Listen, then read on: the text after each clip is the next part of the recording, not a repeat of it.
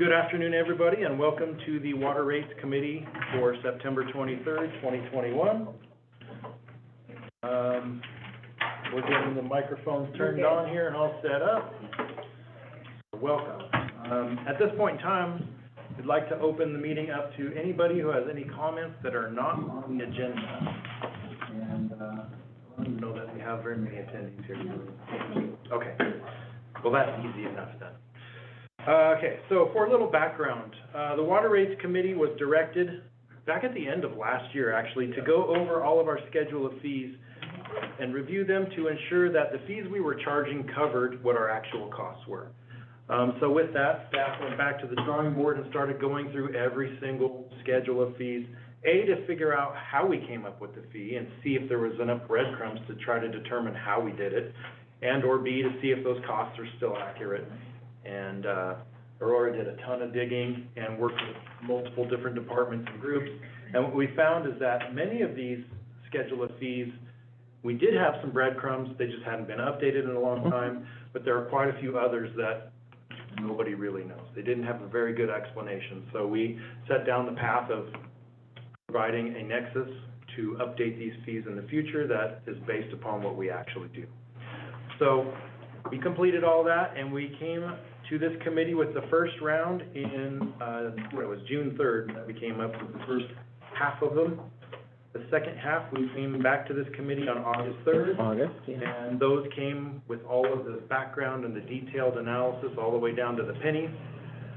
Today's effort, though, is more of a higher view effort to show you the whole package wrapped up and compared to what this year's rates are. So as we move through the packet, you're going to see the 2021 rate and then the proposed 22 rate in red. And this will avail you the opportunity to ask any questions. We can provide any background that you need. But ultimately, the intent of the outcome today is to get a recommendation to send this packet to you. The ultimate goal is to get all these rates and schedule of fees locked in place before January. So yeah, that's what our efforts are today. So with that, you'll see the binder in front of you has the very first couple of pages there are kind of the index fees. As we roll through, I think I skipped over the rotation at the beginning. We'll talk about that. Okay. I should add to that. There were a couple of fees that the committee recommended we change a little bit and investigate a little more. We have the background for that. We'll go over those as we get through them. One of them was the fee rotation. The other is the municipal rate. Okay. So very good. So we'll go ahead and start with Schedule 4A. And at the top, it should say page 3. In the binder I handed you today, the left-hand side should say Schedule 4A, effective January 1st, 2021. The right page should have the same thing, except it says the effective date is TBD. Okay. Okay. So, at this point, I'll pass it to Aurora to start working through all of the numbers. So I'll just try to highlight the big changes. On Schedule 4A, the biggest changes that we would be in the drop-in section, adding a simple drop-in and a complex drop-in. And you'll see those at the top. And those are going up anywhere from the simple cost actually goes down 40 to 54%, while the complex goes up 28 to 29%. Moving down. And Aurora, what was the difference between complex versus? So when they do a simple drop-in, the meter box and the service lateral are in place. They are doing exactly as it sounds. They take a meter, they put it in the box, they connect it. It's a fairly quick installation. When they do a complex drop-in, that usually means that the customer has requested more than one meter. So generally a domestic service and a fire service. Sure. Maintenance has to go out. They have to split what they call split the yoke. So they basically make two cork stops so that they can install 2 meters in that box. So it takes a little bit more effort, a little bit more time, a few more materials. So that's why there's a difference in those costs. And of course, 2 meters, 2 endpoints, so that we can read those meters. That's the primary difference between those two. And just for, just if you wouldn't mind restating for me and for the members of the public, these new charges are based upon you know, I know you did very thorough, hard work, but based upon actual costs. Whereas before, we hadn't really, sometimes we didn't know where the fees came from, right? That's- So these have been updated to reflect our costs, cost of labor, materials, and so on. That's It's not just a, let's pull it out of the sky. not at all. It's based on something real. Right. That's, So I sat down with, in this example, one of the maintenance superintendents. We went through, what does it take to do this work? How long are you out there? What materials are you using? Right, The right. department provided a full, materials list. What equipment do you take out there? And we assigned costs to all of that, worked with accounting on some of those, and calculated out for each item, what does it take to do this work? yeah, I remember that, thank you. And It's just good to jog our memories, because these are months in between. And I remembered that you did that, I remembered it was a lot of work, and thank you for the work. And the benefit to that work is that we now have the skeletal background for doing Right. this again in 5 years. And Aurora's done all the hard work of stating what each one of these entails and how to update them. And documenting everything that you've done, so I think that's just excellent, and I really appreciate it. And on that note, I should say, I'll stay fairly high level, but feel free to ask whatever questions you may Okay. have, and I've got all the background, I'm happy to display it. Great, thank you. Installation requiring a tap to the main on the second half of the page. That's when there is no service lateral in place or meter box, and so they actually have to go out, dig up the road, install the service lateral, install the box, set the meter. Those costs go up 32 to 39%. And then, I'm sorry, I actually confused that. The tap is for the actual tap to the main. They're digging up the road as part of the service lateral installation cost. So it's two parts. One, they have to dig up the same section, but it takes a certain amount of time to do the tap and then to set the service lateral. So the service lateral installation cost goes up to $108, which is an increase of 60%. That's really about high asphalt costs too. Right, it reflects the actual costs, right? Yeah. And as a reminder, the capacity fees are set through a capacity fee study, so those are not addressed in this Okay, round of okay. fees. And then, so if someone was looking at this and they said, my gosh, your fees went on, 5/8 inch meter installing requiring tap to main at $5,400, and now it's $7,500. When was this $5,400 number set? How long ago? 20 years, 10 years? That was set in 2017. Oh, in 2017, okay. So 5 years, essentially, Yes. yeah, So it was due for an update. yeah, And again, as Chip indicated, high materials costs yeah, really escalated. okay. Thank you. You'll also see at the bottom, on that note, I've attempted to document when these items came before the board. So any updates that we do in this round, they'll have a new date, so that anyone trying to figure out where these came from in the future, it's right there for them. They That's know what awesome. they need to go to. Really good work, Very good. really good work. Thank you.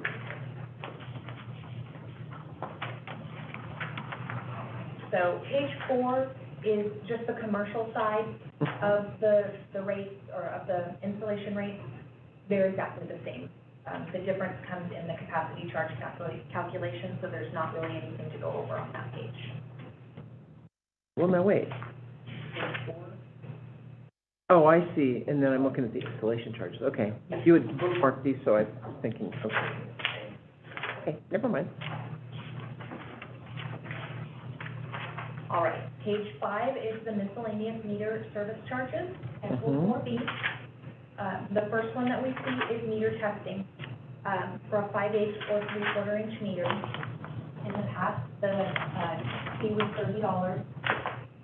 The recommendation is that we increase that to $90. Important to note that that is not the actual cost. The actual cost is $197.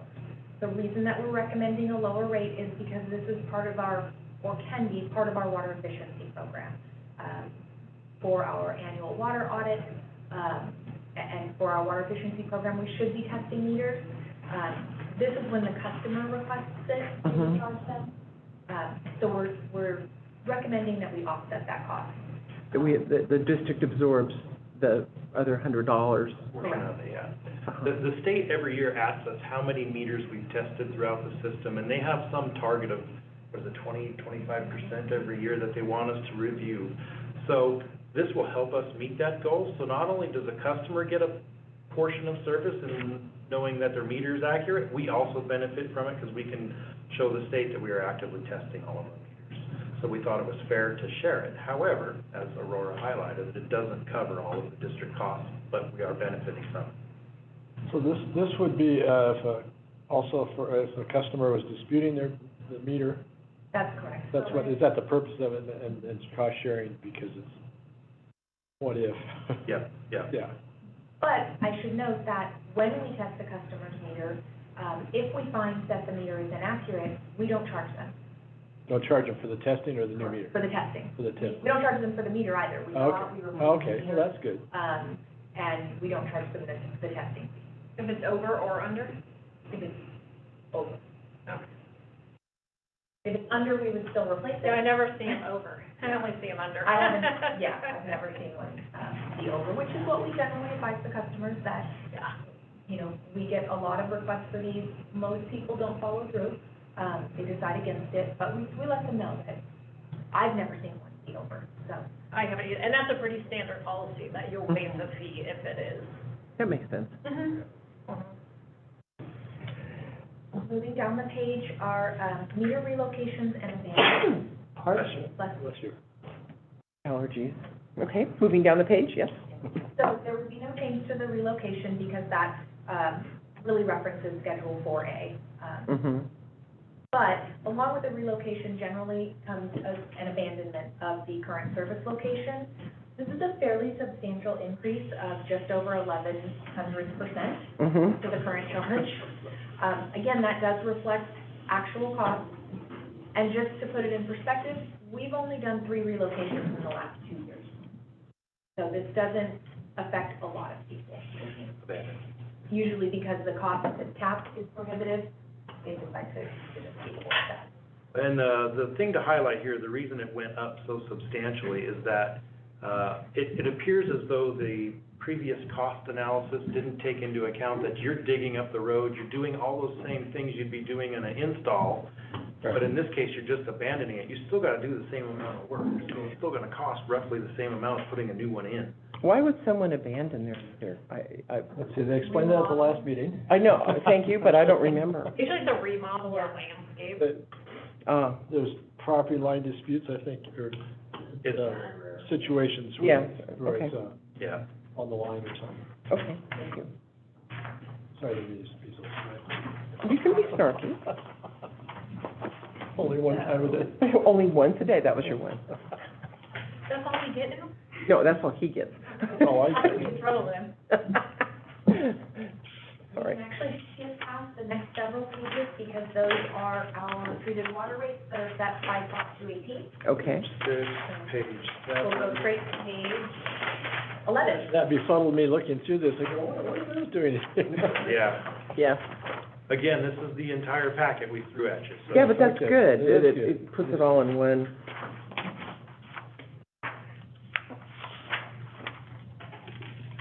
We'll get there. All right, so on page 11, we have the raw water service outlet installation, Schedule 5B. A couple of changes to this page. The first is the change to the service range and outlet size. So in the old schedule, you'll see that the smaller service range went up to 25 minors inches. In speaking with our distribution team, it should actually be 12 inches and up to a 4-inch outlet. Mm-hmm. That rate goes up 18%. And then below that, you have the relocation or upsize cost, which goes up 35%. And then over 13 minors inches, the recommendation is that we charge actual costs, time and materials. Mm-hmm. Those are fairly rare. Below that, we have the orifice service in a raw water pipeline or manifold. That one actually goes down 5%. And again, just check in, we did about 42 installs in 2020. Oh, wow.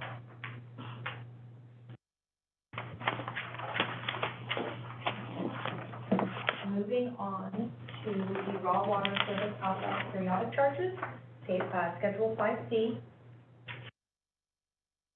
This one, again, is a fairly significant increase. A couple of changes. The recommendation is to standardize the outlet fee. So this is either an active account with more than one service outlet, so the additional service outlet, each additional service outlet after one is charged an annual fee. Or on an inactive account, each inactive service outlet is charged an annual fee. The reason for that is that regardless of whether the customer is purchasing water, the box service is the same. We still have to check the box each year, maintain it, so on and so forth. So in the case of an active account, it's about 151% increase as compared to the prior $48 charge. I'm sorry, I have that backwards. It's a 277% increase for the active account. It's 151% charge for the inactive account. Next on that same page is rotation. If you remember, rotation is a service when we have two customers on the same canal who are purchasing the same amount of water. So they may each be purchasing 1,500 inches of water. But they're rotating usually the days that they receive water. So one receives water, would receive all 100 inches for maybe 2 days, and then the next one receives all 100 inches for 2 days. And they switch back and forth like that. And this is the distribution operator has to go out and switch the, do they switch the boxes? How, well, I don't even know how to, but that's a fee for service, right? That's correct. So they valve off one box, open the other Another one, one, yeah. and then they coordinate that. And usually it's on each 0 and 5 day of the month. So it's a lot of work for our staff to do this. It's beneficial for the customers, and in some ways beneficial for us too, because they're maximizing the water that's in the canal. Yep. But it does come at a high cost. And I think this is one of the items that your constituents, you may hear from about, because it's a substantial increase, and the people who are utilizing this service are generally your bigger ag folks. Yeah, I won't be hearing from, but Rich and Laura will. Yeah. There are actually only 22 customers. Are there? Okay. Does this impact? Yeah. Correct. So when we met the first time, the recommendation was that we charge half of the calculated rate, which was $400. The committee asked that we go back and look at a scaled approach to increasing this to the full cost, which right now is $800. So if you'll turn back, and I apologize, to page 2 in the packet. Okay.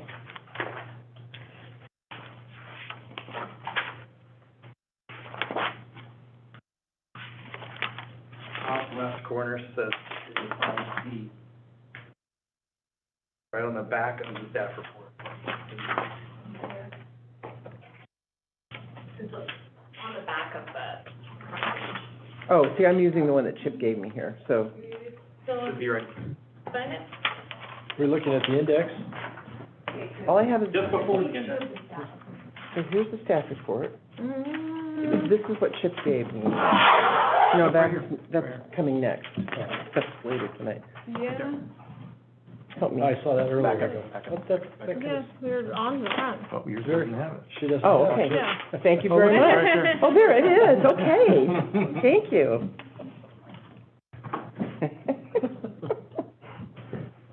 Oh, this is a breakdown of what, Yeah, so this breaks down what it would look like each year, 2022 through 2026.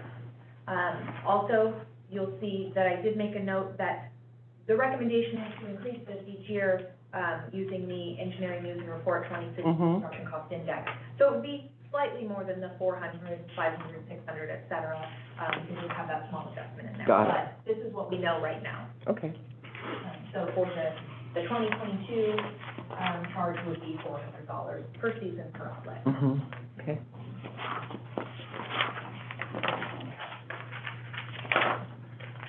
so that is a substantial raise for those guys. I mean, that'll get their attention. It absolutely will. And they'll probably have the same argument that, hey, we're really helping you out because we're maximizing your canal and sharing in the volume that's available in the canal. And they're right to a point, but it comes at a high cost to us in staff and labor. So us sharing in the total fee, I think, is appropriate. The $100 we were charging wasn't even close. Right. How much money does it save them to rotate versus tap off? In the end, it doesn't save them any money, it allows them to maximize flood irrigation. So they're being efficient with their use of their water. They're not, it's not just, yeah. Instead of using. So I flood one day, Chris floods. Exactly, yeah, and usually it's by the week, so one will flood for a week and rotate fields, shut it completely off, pass it to the neighbor who floods for a week, they shut off, comes back. But I suspect this is pretty historic practice, right? Yes. Fairly historic. Yeah. So, anyway, just wanted to highlight that. Not a lot of customers use it, but, Is it 22? That's 22. 22 customers? And one might say that if the customer had to purchase the full 100 inches, it's about $15,000 additional. Well, they're still saving more money than that. They're saving a lot of money on Yeah, the water they're not buying. right. Got it. Now, we don't know that that's the route they would go, but right. using the numbers that we have. We'll argue they couldn't use 100 miners inches every day. Right. So, anyway. Okay. The next schedule is Schedule 5B on page 13. This one, there is no change to the actual rate. It's more of a formatting change because there have been questions about this. In the past, as you'll see, it just said a quarter miner's inch, half, one, et cetera. This would point out that in the wintertime, the customer's only getting a half miner's inch regardless of what their summer purchase is, and that's how the rate is built. We also would eliminate the 5 miner's inch rate because we don't have any customers using it, and we don't grant any. You mean in the winter? I'm sorry? You mean in the winter? No 5 inches in the winter? No 5 inches at all. Oh, at all? It would not be on the schedule. So this rate schedule is actually slowly being eliminated as customers drop off. We don't add any new accounts that are billed in this fashion.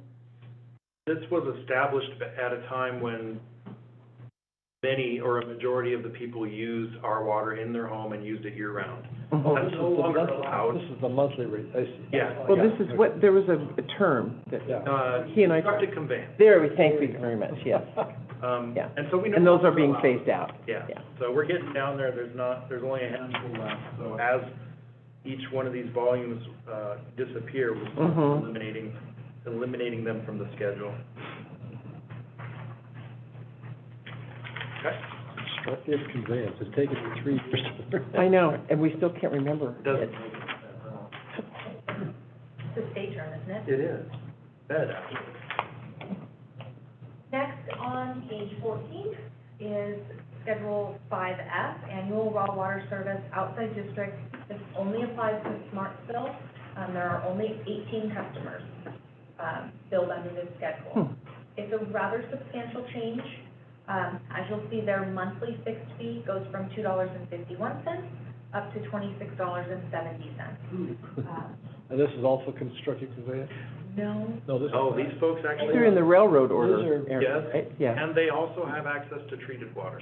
Okay. So, this is a struggle for us because this is one of those rates that we could not find the breadcrumbs on, and their rate was very, very low, and we couldn't tie it to anything existing. So the new rate is actually tied to what the rest of the raw water customers are paying, and so for them, that's a substantial increase. So why But not, now they're on par with the. Now they're on par. this is, why not just switch them to miner's inches like everybody else?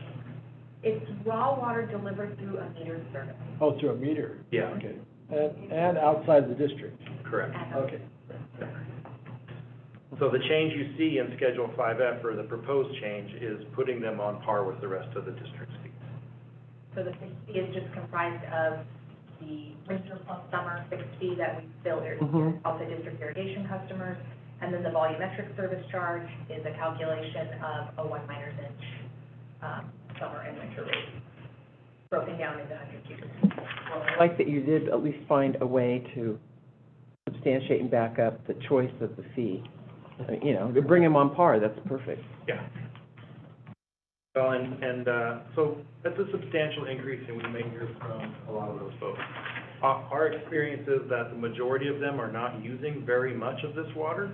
There's really only one or two down there that are really ag-based, and so the rest may elect to just start using their treated water and do away with the raw water, and that's fine too. Mm-hmm. Ultimately, that's their decision, but they should be paying the same rate as everybody else. Yes. So again, we skipped several pages, and we will go right ahead to page 18.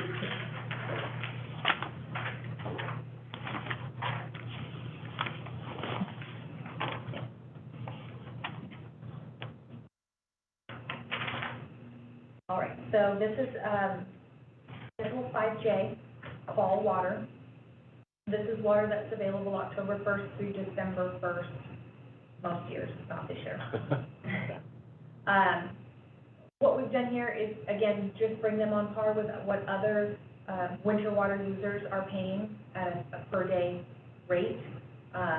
Their rate was substantially lower because it was based on the summer outside irrigation fee. But in reality, this is part of the winter season. So increased that, eliminated the minimum charge so that they are actually paying exactly the same rate that a winter water user would be paying, just for a shorter amount of time. Mm-hmm. Yeah, and the reason winter and fall water is more expensive is that it takes a lot more to operate the system during those months. As storms roll in, we have to send the entire crews out to gut the canals, put them all back together. It's very labor intensive, so fall and winter water are going to be more expensive than summer, generally speaking. I should also say on that one that in the past, when it was based on the summer rate, it was based on the 10 minus inches rate, which, because they pay one fixed fee regardless of their total purchase, actually made their rate even lower. So now we're using the 1 minus inch rate Mm-hmm. for water. Well, and I like that you have the, you know, that you extend those, the drought stage rates in here as well. Yeah.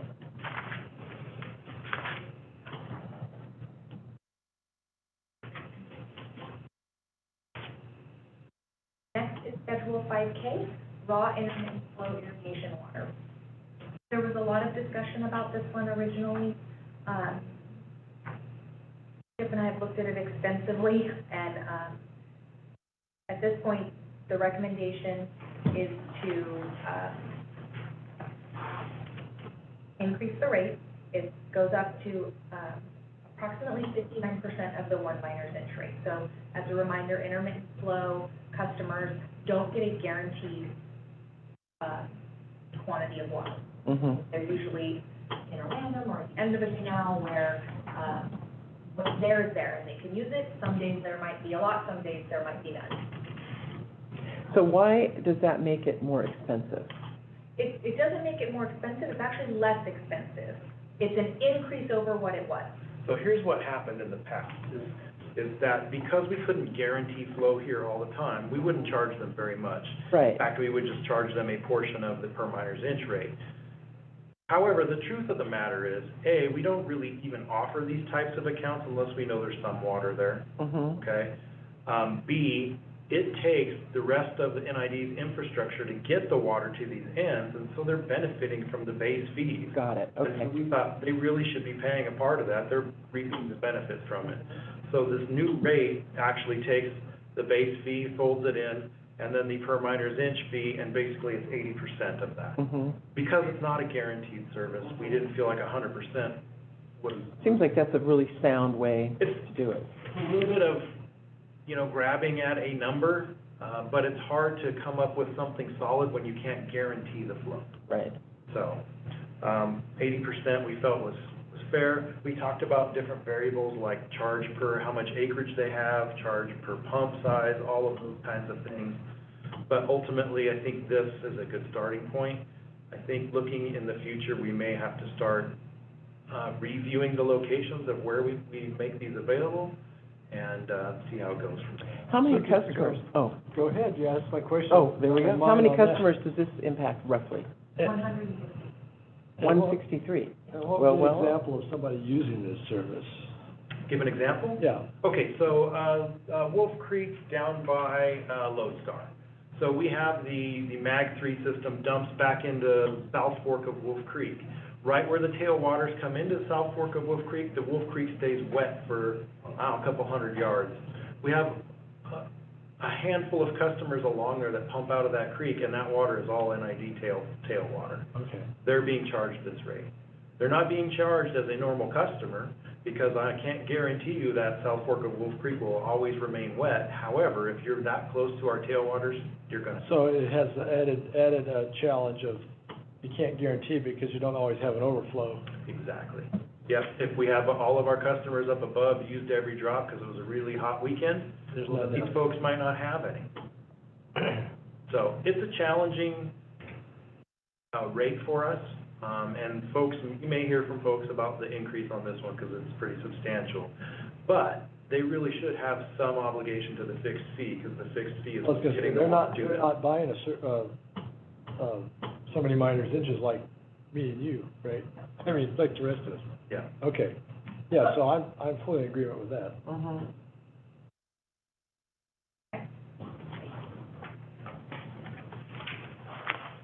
Moving on to page 20, Schedule 5L, energy pumping costs. No changes to the rate here because these are based on actual energy costs to pump water. The only thing that we're recommending here is that we remove the notation that the charge will be adjusted after the end of the irrigation season, because that doesn't really reflect what we do. We do adjust the charge annually, but we adjust it at the beginning of each year for the upcoming year. So when I adjust it in 2022, it'll be based on 2021's energy costs. This kind of alludes to the fact that we're gonna go back and adjust it. So we just wanna remove that notation. Do you have a question? No? I do. Go ahead. Okay, so, one of the things that I think about here is that the energy costs are, well, they're nothing that we control, right? So it's all PG&E driven. And, by setting this rate like this, are we not allowing ourselves to account for some huge spikes in PG&E should they come? Well, yes and no, not in real time, but if we have big spikes in 2021, the rate is going to increase in 2022 to cover that difference. We're always gonna be A year behind. You're gonna Yes, be a year correct. behind, yes. Okay. Hopefully that washes, but your point's well taken. If there's a one-year type bump, you're gonna be a year behind in catching it back. Yeah, usually though, it'll spike and then it'll kind of be okay for Yeah. a year or two and then it'll spike again. Yeah. And so I just want, the way this is set up, we are able to then capture those spikes. Or alternatively, should they rates ever decline, we can do that as well. Okay. And but the way this is set up, it will do it on its own because Aurora adjusts it every year based on what actually Right. comes through. So even if they went down, we would reduce this rate Uh-huh. okay, Okay. next year. Great, thank you. Campgrounds, that, we added, I see there's a campground addition here. On the municipal? Yeah. Yes, so municipal has a fair amount of changes. Mm-hmm. So the first change you'll see is that we would no longer list a specific meter size monthly fixed charge. We would just reference back to Schedule 4EI and 4FI, which are our treated water inside or outside district rates. So that as those change, or should we bring on new municipal customers with a different size meter, we don't have to either create a whole new rate, Mm-hmm. or we're locked into what we have here. Yeah, historically, we had lists of every municipal customer on here and what their rate was. And it got very confusing, and as their meters would change size, this needed to be updated, it was too hard to track. Mm-hmm. We should be standardized. Yeah. One rate, Yeah. regardless of who you are. If you're a municipal customer, you pay the standard rate. The standard meter size rate, the standard municipal rate. So that's the changes we try to reflect here. So what's an example of a municipal customer who has a campground? So the campgrounds are actually, it really only applies to one customer, and it's an NID campground that's run by a concessionaire. Yes, out at, was it Long Ravine? No, Greenhorn, right, that's right. So in the past, this rate never appeared anywhere, Mm-hmm, but they were only charged 25% of the volumetric rate. Again, we haven't been able to establish why that was. So the proposal is to bring them up to full treated water volumetric rate. okay, good, But to do it over 5 years. yeah, okay. Just, I couldn't in my head get around, well, who is a municipal customer that also has a campground? Oh, us, okay. Well, I know And it our actually does campground. on one of one of the campgrounds that we run to Orchard Springs, we bill ourselves. Uh-huh, But there's only one external customer that Okay. goes back. thank you. Also, one of the things that the committee asked, that we discussed, was, raw water customers were not paying a winter fixed fee under the municipal schedule. Mm-hmm, So we would be adding that to their charges. Because these customers, though, are billed monthly, we would just equalize it over 12 months. So each month, they would pay a portion of the summer and winter. I see, great.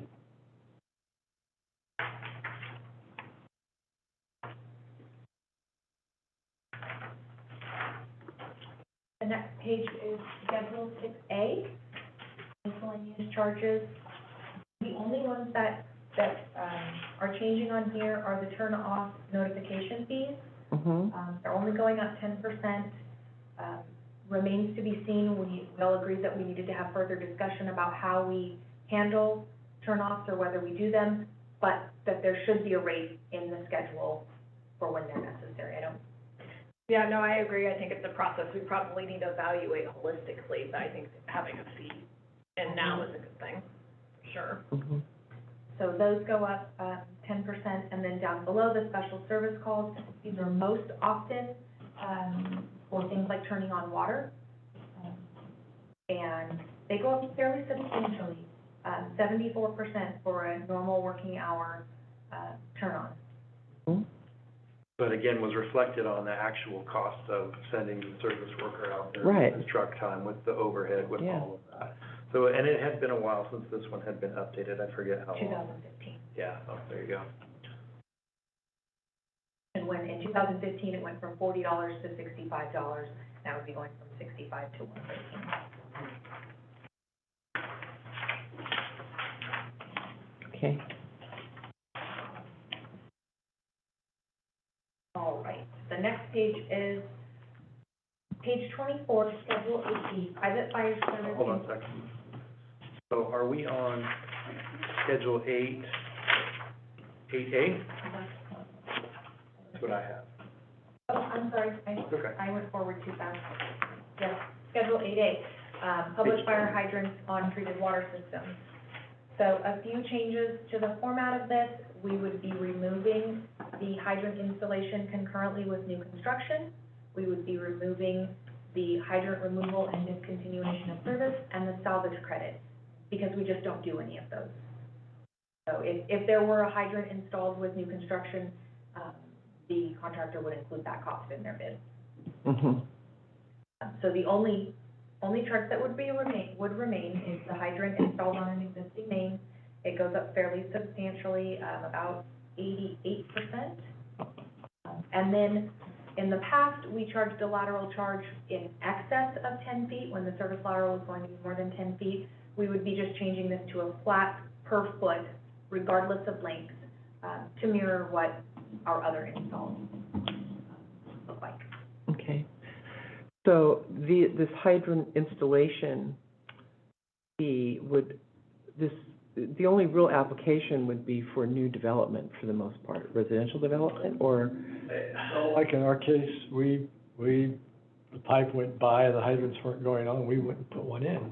You know, and there's still a lot of rural places like that. We actually get a lot of requests for a hydrant to be installed, Mhm. and we can offer that to them at this fee if they would like to pay for Got that. it, okay. It also has to meet our needs for the distribution system, so there's a couple parts Yeah. to it. The ones where a developer installs, it's part of the entire package of the development, and it does not include this fee. It's just part of their work. And then when they're done with their work, they convey that system to us. Right. They become our hydrants. This is really about somebody coming in from the outside, the private world, saying, I would like a hydrant right here. Ah. What would it cost them? Okay. And then in the development world, are they assessed, you know, they're gonna put in X number of fire hydrants per the code, whatever that Yeah. is. But they're paying the cost for all of that, so that's why this doesn't apply. That's correct. Okay. Yep. And then I have yet to have had a hydrant request for removal. I don't think we've ever done one, especially given the current times. Well, what about, you know, there's some places, in my division especially, I've noticed that there's two types of hydrants. There are the modern ones that are like the little plug, and then there's these things that look like, well, just a single pipe coming out of the ground with a handle on top. And those are obsolete, is that correct? Yeah, those are, more than likely, if they have a handle on top, they're probably not ours. We do have some old-style wharf hydrants, and they're in the capital project to be replaced. Uh-huh. So many years, we replaced quite a few. We've done a good job of replacing most of those. I think the most of them that are left are in the Lake of the Pines system and a few in Alta Sierra. Because And there were, some of those could be on tanks too, because there's places, I know of one where the tank was required, the fire department required a tank, and Yeah. stuck those things in. Yeah. because I know in the recent, I guess, in the last couple of years, the project up on Banner, on Lower Banner, where we laid all the pipe on, I can't remember the names of the streets, but Fern and Joseph and, right near our, treatment plant. Yeah. That residential area. And I happen to walk over there a lot, a friend, and, so I'm always amused, and when I walk by, there are actually still some of those little old guys that stick in the ground. And a lot of them were replaced, but there's still some that were beyond the scope of the pipe replacement that are still there. So then, my question is, so if someone has one of those old hydrants that's in that public right-of-way, and they want that replaced, is it the customer then that has to come forward and pay that, or how does that get handled if it's one of those old? I would be willing to bet that any of those that you reference are not NIDs and not. Really? Oh, okay. Not our facility. Huh. We haven't had any of that style in years. Well, they replaced a bunch of them up there. Yeah, wharf hydrants, we have Yes. actively replaced. If there's anything left that they wanted to remove, I guess they should call us and we can talk about it, because Okay. it should have been part of that project. A wharf hydrant is just a single 2.5-inch outlet with a thing on the Yeah. top. Yeah. Where a plug has the 3 outlets. Yeah, it definitely doesn't have a, pump type handle or anything like that. No, it doesn't. We haven't had those for years and years. Right. Anyway, I think there's two left. up usually as a project where we go through the entire neighborhood and replace the system, we will get rid of the old hydrants, because it's actually a liability to leave a hydrant that's dead.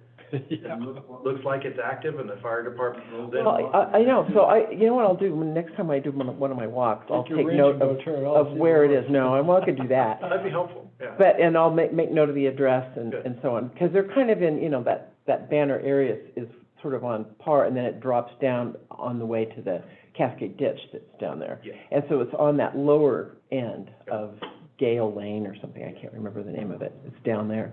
Okay. Okay, I'll check them, thank you. Now we'll move to Schedule 8B. Okay. Fire service installation. You'll notice that it is in the 2021 schedule, it's gone in 2022. So we just don't do these. So the proposal is to remove the schedule.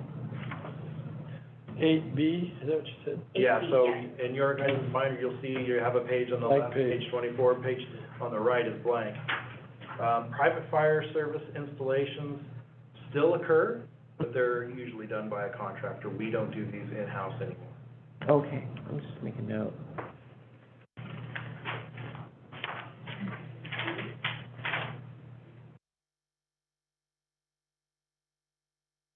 This is where pages are gonna get a little wonky. Next are Schedule 8C, private fire service monthly charges. Mm-hmm. In 2021, it's page 25. In proposed, I should say, it's page 24. It's the eliminated one page. Mm-hmm. So these are, the monthly fees, there are about 350 accounts with a 1-inch fire service, and then about 300 with a larger fire service. These go up For the 1 inch, about 3%. For the larger services, they go up 80 to 87%. What are we doing? This is the monthly charge for a private fire service. So this covers our staff going out and we are testing these devices for backflow. We do that in-house. And we clean them. And we replace the checks every 10 years or so, and so that, this fee covers all of those services. Most other agencies hire this out, but we have always done it in-house. Plus we've incorporated 10 years, endpoint, and the charges to read the meter. Does this give us any, greater liability? Yeah, I don't know that I'm understanding. You're going at. Yeah, I know, me too, it's like, what? So each one of these fire services has a check on it. Yeah, So that doesn't allow backflow into our system. right. So the fees that are being paid here are covering staff to go out and annually check all of these devices and make sure that backflow check is still functioning and appropriate in protecting our system. And then it also comes with the replacement of any parts that may break or the check that actually, if it should fail, it covers the cost of replacement. And the backflow team also goes through and cleans the device and make sure that. On residential? Commercial. All commercial. The 1 inch or residential, that's just a standard meter, and what they're paying for there is the cost to, read the meter each month, and then at some point we'll have to replace that meter. So we amortize that over 10 years. So we get rid of the second meter, that goes away. No, On the 1 inch? this is, so they would have a 1 inch meter for their fire service, they would have either a 5/8 or 3/4 inch for their domestic service, and those would be residential services. So they're actually getting two bills. No, I know, I'm saying if we go to just the straight 1 inch and not have the split work. Yes. Yeah, that's where we should. Agreed. Agreed. The larger services are the commercial. Okay, And those. now I'm not, Okay. we're going to at some point, we're looking at Simplify that one. revising the standards so we're not putting in the dual meters for fire Mhm. service. Mm-hmm. Well, and for new construction, isn't there now a requirement for the fire service? Yes, but what we're looking forward to is providing a larger size meter initially, Uh-huh, charging the normal capacity fee, but charging or providing a large enough meter that it will do the normal water needs plus the Plus fire the flow fire. need. yeah, The problem with it is we'll have to monitor usage and make sure they're not going over their capacity allotment in the future. The likelihood of that's pretty slim, our capacity is pretty high, but yeah. more to come on that. So, Right now, we're putting in way too much infrastructure for something that's hardly ever needed. Right. You just increase the minimum size of the meter to accommodate the required fire. That makes much more so sense. over the long haul, it would make sense. Yes. Yeah, where it gets tricky is when you're looking at your fixed fees for your treated water rates and how do you determine the different customer classes. So Mhm. the first time you do it, it's a little complicated, but after that, it's fine. That covers regulation, that covers code. Yeah. Yeah, it's usually you usually need a 1 inch for sprinklers. Yes, and the beauty of it is that usually that's put back on the developer to determine what the flows are needed. We give them the pressure, and then they calculate from there, and they can tell us what their needs are. I get two. Yeah, yeah. It'd be nice to move to just one Yeah. meter. More Let's meters, do it. more- Mhm. Let's do it. Yeah. All right, and then, double detector check, down on the second half of the page. Same thing, just a slightly more complicated device, and these rates go up 31 to 131%. Important to note on these, that a large part of these increases are material costs. Mhm. So it's the cost of maintaining these Yeah. devices.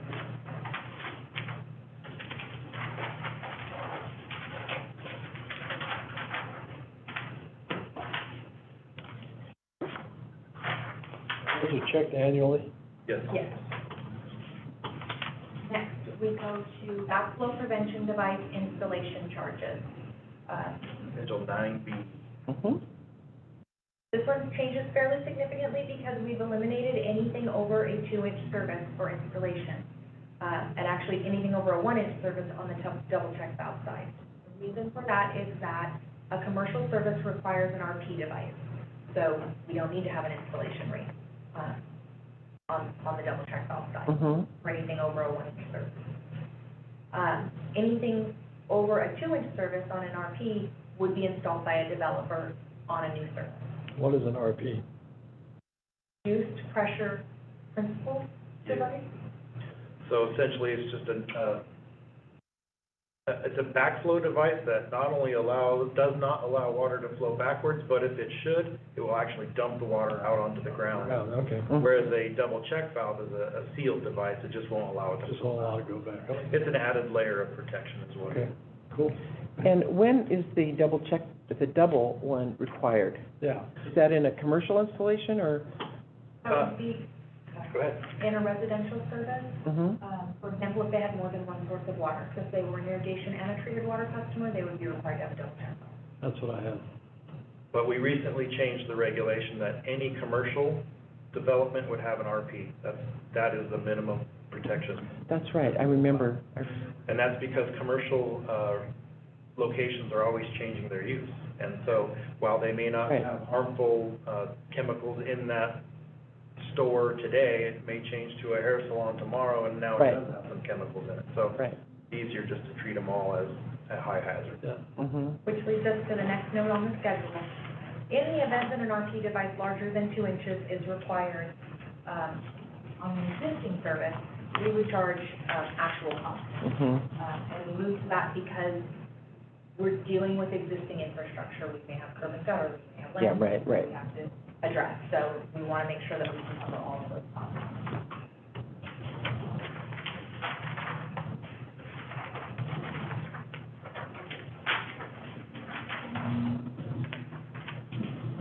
Backflow prevention devices, monthly charges. So anyone that has a double check valve or an RP device pays a monthly fee with their treated water bill. These are going up anywhere from 30 to 62%, Mm-hmm. again, largely due to materials. And why is there a monthly charge on these? So do we go out every month and We check? don't go out every month, but we do go out annually. We have to test them and report Oh, them. so it's just a way of amortizing the cost? Correct. So it's not a big hit? Yes. Yeah. I see, okay.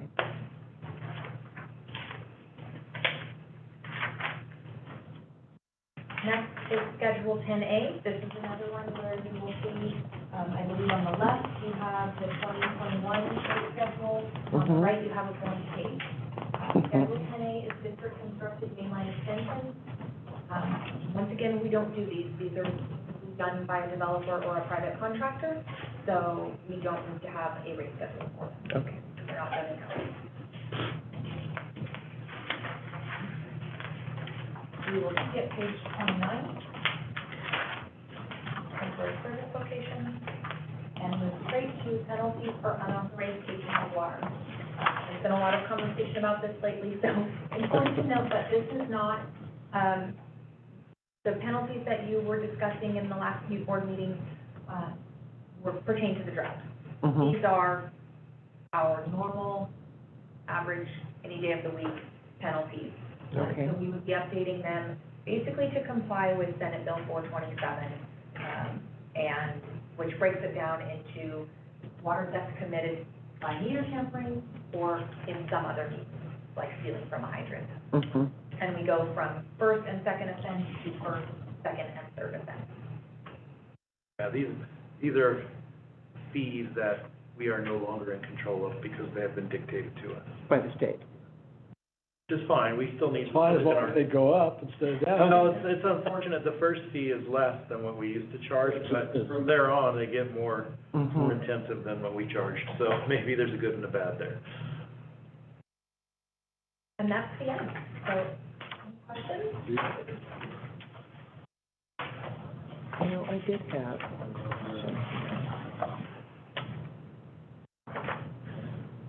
I do have a question. Back on 28, where we're saying we're not going to, the district constructed mainline extensions. So how does this jive with, you know, when we do a district finance water line extension? So when you do a district finance water line extension, those actually go out to bid to a private contractor. Okay, so we no longer do those. Correct. Yeah, this would only be something that our maintenance department would do, which we've moved away from. Those are done by contract as opposed to off the fee schedule. Right. Yeah, we have not done a mainline extension in years. It's been a long, long time. Anything of substantial length, we would just hire a contract out anyway. And then, okay, thanks, that's, I just wanted, that was confusing for me, so, okay. Okay. With that, we should open it up for any public comment or questions. So if you're joining us on Zoom, star 9 your phone. Oh, yeah, I see it. Yeah. Says there's 5. It says there's 5, but the list of them, there's Not somebody with a phone. Yeah. Or an ID. Okay. Jan? There's a phone number 2956. We don't know who that is, do we? An NID person? Well, Okay. Panelist. Well, hearing and seeing none, what we'd recommend, or what we're asking for is a recommendation to the full board with this package. We will go over this once again and answer any questions. We will have all the backup available should those questions come up at the full board discussion. I'm sure there will be some. But initially, we wanted to run it past the committee and get your recommendation. Looks good. I think Sounds it's been a exhaustive process. Yeah. but a good one. But a good I mean, I'm one. really Right, glad right, that you right. did it. I know it was a heavy lift, but it's really good to have some clarity and consistency in these rates and backup as to why we charge what we charge. You know, that was kind of missing before, right? Do we have any idea, based on the number of customers and, you know, what the total amount of revenue or new revenue would be from these rates, from these adjusted rates? Yeah, that would be difficult. That, yeah, I know, that would, might not. be There was a something- number that was batted around somewhere in one of these committee meetings about, Well, I think that was before they really dug in, though. Yeah. A lot of these are dependent on how many, for example, how many installations we do in a year, and that Right. varies from year to year. Yeah. We have Right. a new development, we have a lot of new installations. Right. So it would be very, variable from year to year. And keep in mind, we went over the rates today that are not controlled by Prop 218. Right, 218 rates are also in this package. yes. So, you'd be asking us to split out each Oh, individual yeah. rate schedule and to determine the income from each. We could do it, it's time consuming, but it's No, I don't. not a ton of money. I just wondered if you had kind of a ball. Yeah, we'd have to make a lot of assumptions based on use in each particular. Yeah, never mind. I just was curious. Okay. Well, I would recommend this go to the full board with our me too. thumbs up. Yep. Thank you for Very that. good work, very sound. Really good. Yes. My Very goodness, good. thank you so much. Yeah, absolutely. Aurora did a ton of work. I know, you can tell she did, but I love it that it's like real work. It's not just, you know what I mean? No longer looking for crumbs now, right? Yeah, Well, no, and we'll we make have sure the next person is not looking for crumbs Yes. with careful footnotes. Recreating the mystery, yeah. Chip and Aurora got their name all over this. Right. Call them out of retirement. Yeah, it was So good. out of curiosity, when we bring this to the full board, which format works for you? Is it better to put them side by side like this? Yes, Oh, absolutely. Absolutely, yeah. Very good. I found that to be very helpful. Good, I think all right. we Extremely helpful. appreciate that. All right, have our marching orders then.